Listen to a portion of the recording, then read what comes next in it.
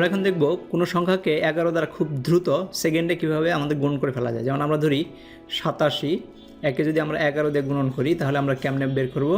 আমরা যেরকম করে থাকি গুণনে 7 একে 7, 8, আবার এটা ক্রস 7, 7, 8, তারপর আমাদের যোগ করতে হয়, প্রচুর ঝামেলা। 7 আর 5 হচ্ছে 7 আর 8 হচ্ছে 15, 5 হাতে হলো 1, 9। এভাবে আমরা সাধারণত গুণন করে থাকি, কিন্তু দ্রুত সেকেন্ডের মধ্যে করতে পারি।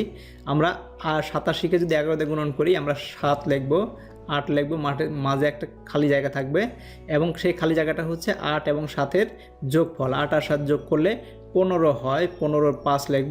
1 আছে একটাকে আমরা, যেহেতু এখানে একটা ডিজিটই বসবে, সুতরাং এই একটাকে আমরা 1-এর উপরে লিখব। তার মানে হচ্ছে 9, 5, 7 আমাদের গুণন হয়ে গেছে। আরেকটা অঙ্ক দেখি, যদি 12কে 11 দিয়ে গুণন করব, তার মানে হচ্ছে আমরা লিখব 1, 2 লিখব, আর এটা যোগ করে দিব 3, তাহলে 132 হয়ে গেছে।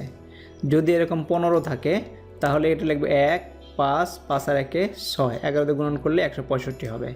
আর যদি এরকম থাকে 7, 9, তাহলে আমরা লিখব 7 লিখব এখানে, 9 লিখব এখানে, আর 7 আর 9 যোগ করলে হয় 16, 16-র 6 লিখব, আর একটাকে এটা লিখব। তার মানে হচ্ছে এটা হবে 8 হয়ে যাবে, 8, 8, 6, 9। এটা হচ্ছে আমাদের রেজাল্ট। এটা এভাবে আমরা কোনো সংখ্যাকে 11 দ্বারা গুণন করতে পারি। Thank you very much.